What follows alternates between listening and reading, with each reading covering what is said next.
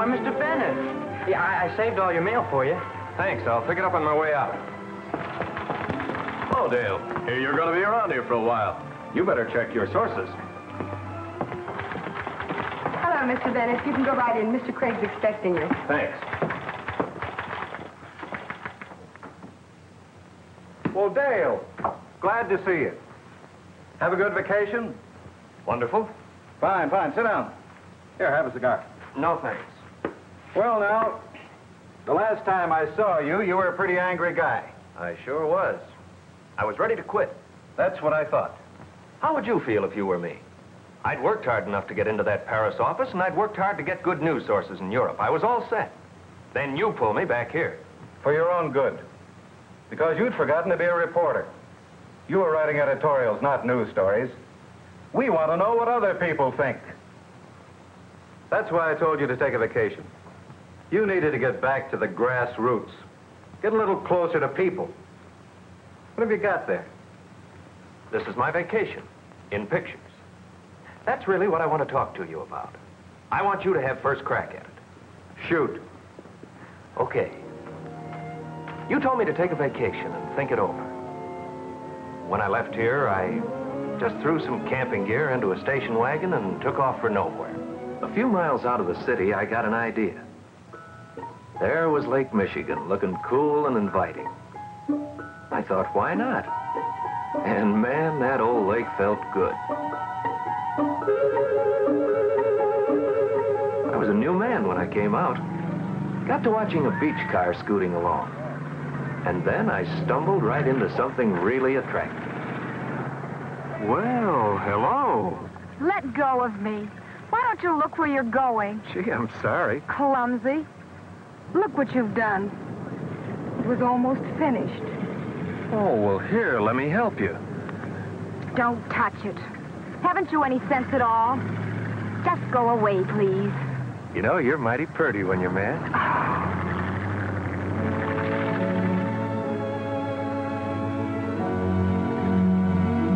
She was plenty mad. I tried to think of some way to make things right, but no luck. Oh, well.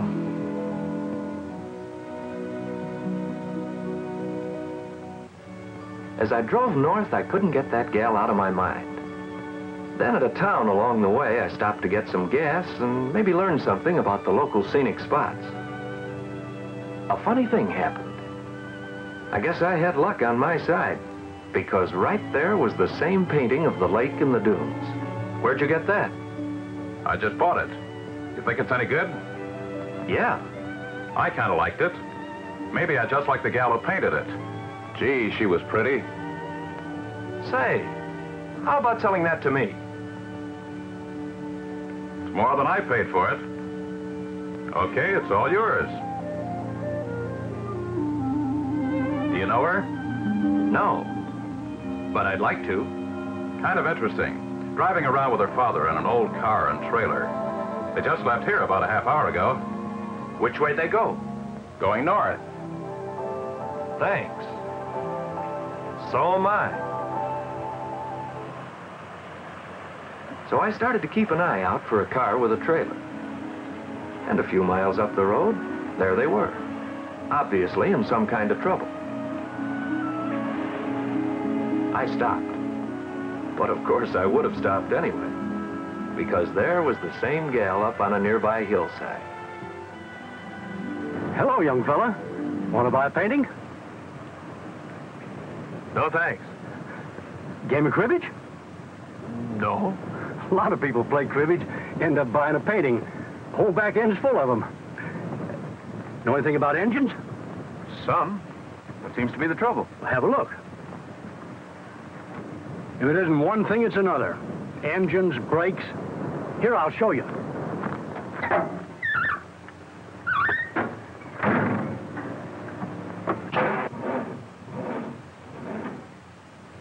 Doggone battery. Better let me give you a push. Hope you would.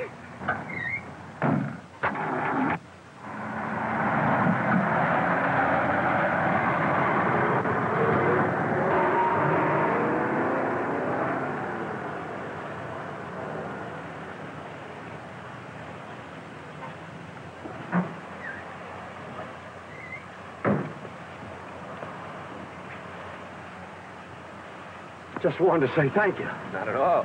But I'd do something about that car of yours if I were you. I don't think it's safe. She's all we have. Have to make her last. Well. Hey, look! It's moving!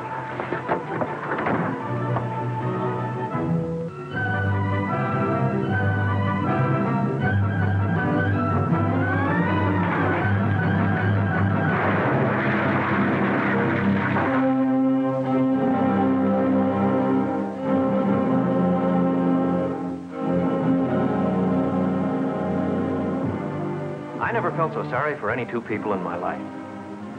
Her name was Connie. Her father was retired on a little pension, and she managed to sell enough paintings to just keep going. And then the whole thing went up in smoke. What did you do? Well, I had a car. Wasn't going anywhere. What could I do? So I hooked my station wagon to their trailer, and we drove off together. And frankly, I wasn't at all sorry to do it.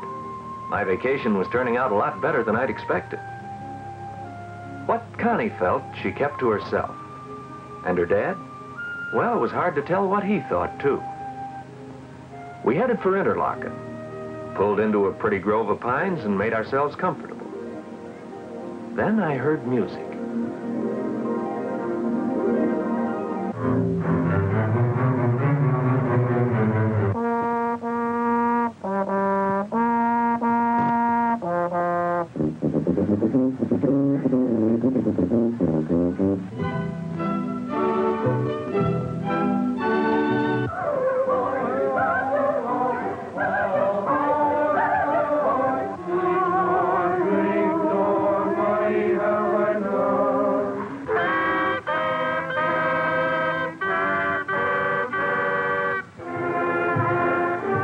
Hundreds of youngsters come to Interlaken every summer.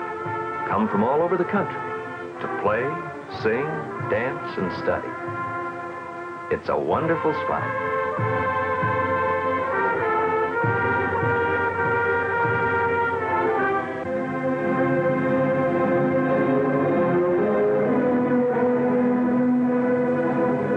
Well, I think I'll see if I can turn up a game of cribbage.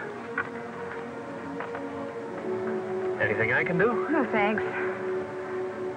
You know, it's awfully nice of you to pull us around, but I don't feel right about it. Ah, it's about time I got around to seeing the Middle West anyway. I just love it. For years, I've wanted to travel around and paint these beautiful scenes. Ted thinks I'm a little foolish. Ted? Who's he? Ted Newell. We've known each other since kindergarten. He thinks I ought to give it up. Mm-hmm. Get married? Settle down? I'm not ready to give up yet. Maybe he's right. My paintings don't sell very well. Oh, don't let that bother you, baby. Well, think of all the great painters that had to die before their stuff began to sell. Take Cézanne, Gauguin, Van Gogh. Sometimes I think 2 years in Paris can make people awfully patronizing. Uh-oh.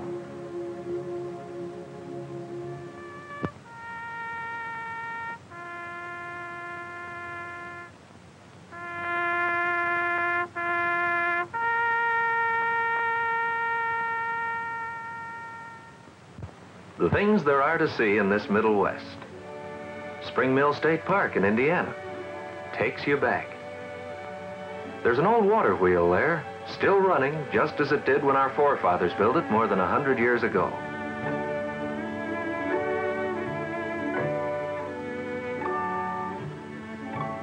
Everybody seemed to be in a holiday mood. We drove over to New Salem in Illinois, where Abraham Lincoln lived as a young man.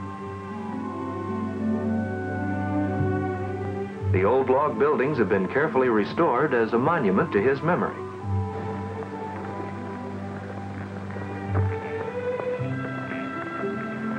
I don't know about you, but a place like this makes me feel the shadow of history. Yeah, I get a whale of a kick out of places like this. You bet. A mighty big chunk of history got started right here. From rail splitter to president. But life must have been pretty rough in those days. How'd you like to travel around behind a pair of oxen? We swung west to the Mississippi and turned north. We were looking at some barges and a river tug when Dad summed it up. Once upon a time, these rivers were our only highways. Today, we have highways all over the country. We drive our own cars. We get on a train, a plane, go from one end of the country to another. And nobody says we can't. Farther up the river, we cross the bridge that leads into Hannibal, Missouri, Mark Twain's hometown. The whole world has come to know and love it through his books. You can still see settings that come to life in his books, like Mark Twain's home and Tom Sawyer's famous white fence. Not far away is a statue to Tom and his friend Huck Finn, the first statue ever put up in America to people out of a book. From there, we rolled across Missouri to Kansas City, where we saw one of the most beautiful war memorials in this country. From there, you get a fine view of the city itself.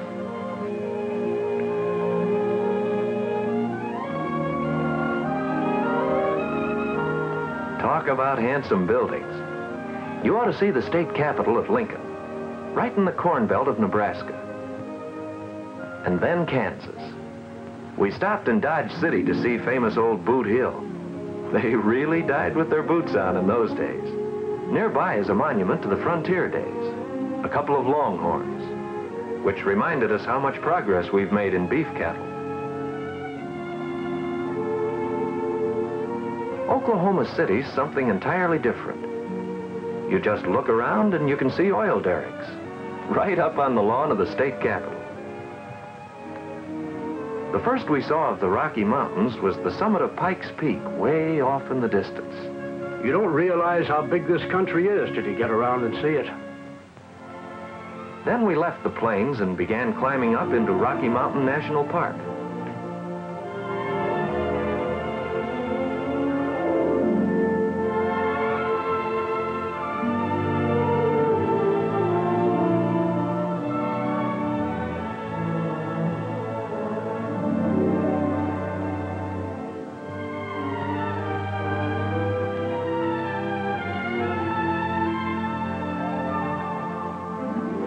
There are plenty of mountains, all right. You keep climbing higher and higher.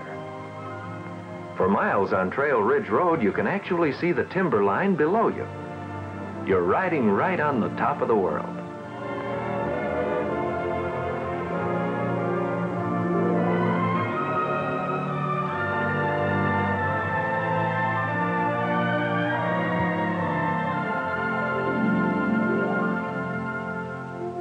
Then we got into the Grand Teton country of Wyoming.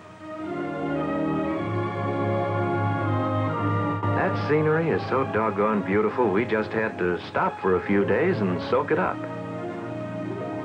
By this time, I knew I was serious about Connie. She was friendly enough, but most of the time she kept busy with her painting.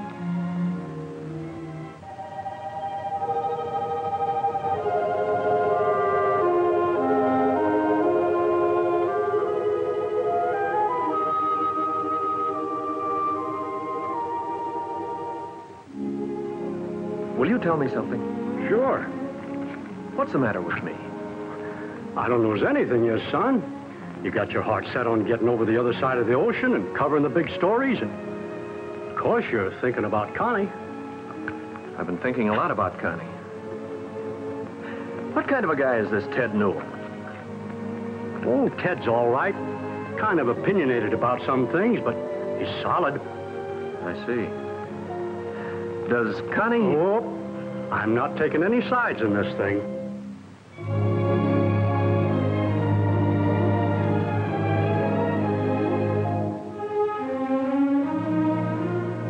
Connie and I kept right on talking about the scenery. The falls on the Yellowstone River. And they are pretty spectacular. Lots of color and action out there.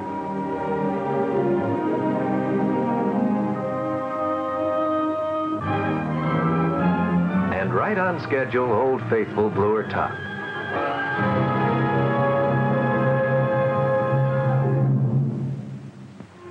I got to looking at the people, and especially at their cars. Dad said, There's many as 70 million of us jump in our cars in the summer and and just go places.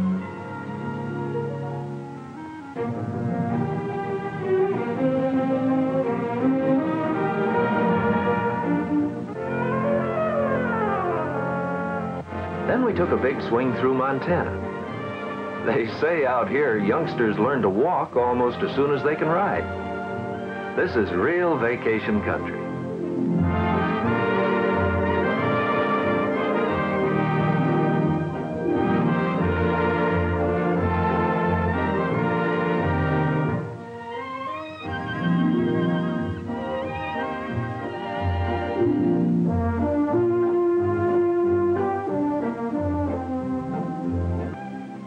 We got into the lowlands of Montana in time for the wheat harvest.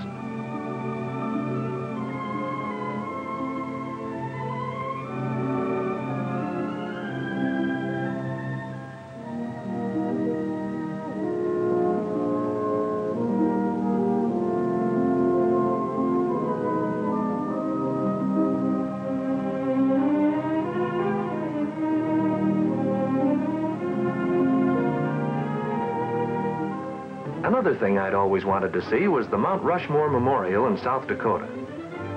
There they are: Washington, Jefferson, Teddy Roosevelt, and Abe Lincoln. So big they had to sculpt them out with dynamite.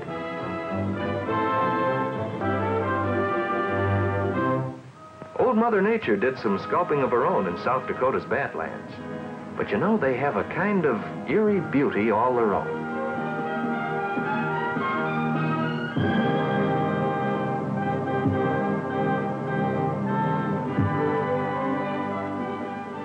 And talk about contrasts. In North Dakota, we ran into the wheat harvests again. From there, we drove over to Itasca Park in Minnesota, where the trees grow green and tall. And every breeze makes its own kind of poetry in the treetops.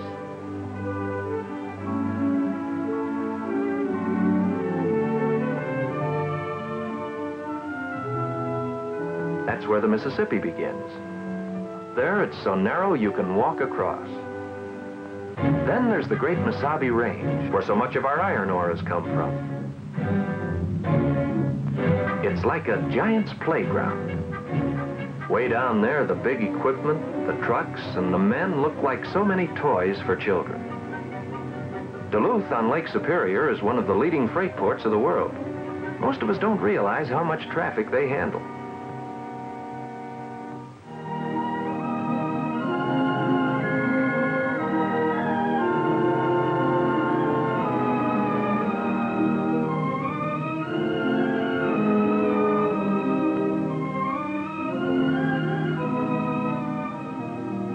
As you drive down from Minnesota into Wisconsin, you're in another perfect vacation land. A land of trees and lakes.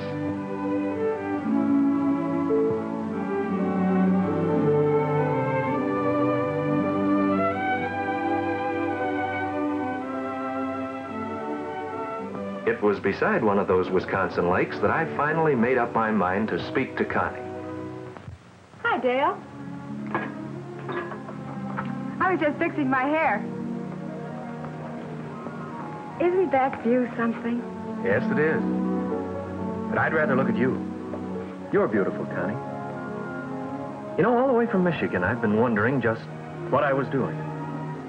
Dale, you've been wonderful. Both Dad and I appreciate it. Connie.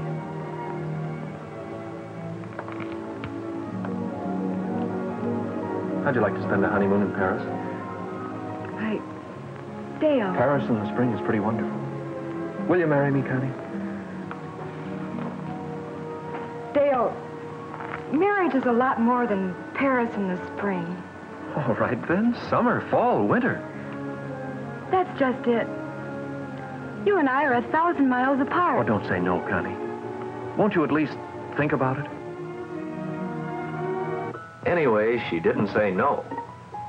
Then we drove down along the Wolf River, headed for the Wisconsin Dells.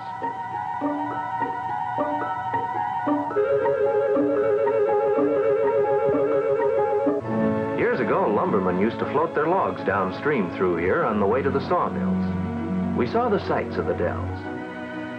Stand Rock. The weird rock formations.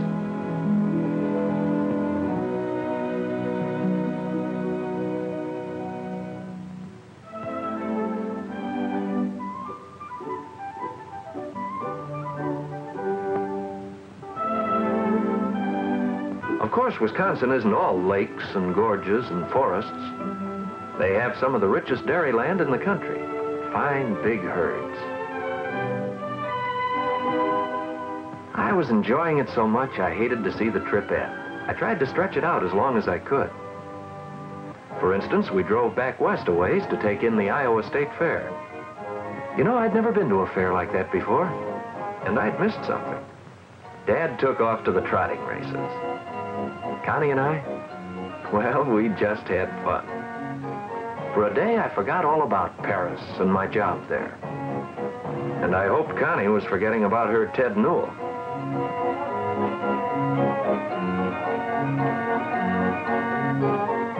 Having fun is part of a state fair, but there's another side.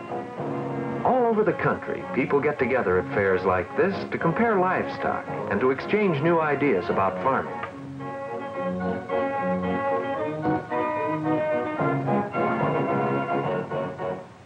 Well, it was quite a vacation. But like all good things, it finally came to an end. Connie and her father lived in a pleasant, small town with a town square and a bandstand. They had a comfortable white house on a shaded street. And it was on their front porch that I finally met Ted Newell.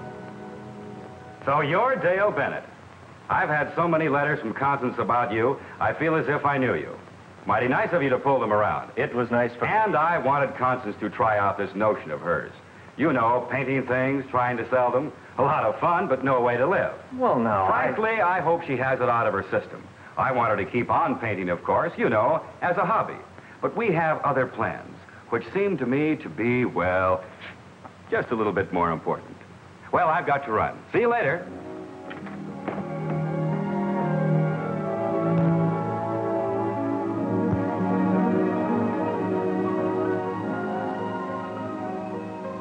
You know... No, don't say it. The paintings haven't sold too well. But some people like them. And a friend of Ted's has promised me an art gallery show. Hey, wait a minute. I've got a better idea. Will you let me pick out a few of them and take them with me? Why, yes. But why? I'd like to try something. I'll let you know what happens. Dale, thanks for everything. And good luck in Paris. I wish you could be around here for a while. So do I. But... I can't explain what I'm trying to say very well, but if you could be here next Saturday afternoon, for instance, for the band concert. Well, that's the story. I think her paintings are too good to be looked at by a few people. I think she has something to say about places and people that millions ought to see and think about. It's something that millions of people feel right here, even though they may not say much about it. It's the same thing that Ernie Pyle saw when he traveled around. The grassroots, the real heart and hope of America, maybe of the whole world. Let me show you. Go ahead. Why, look.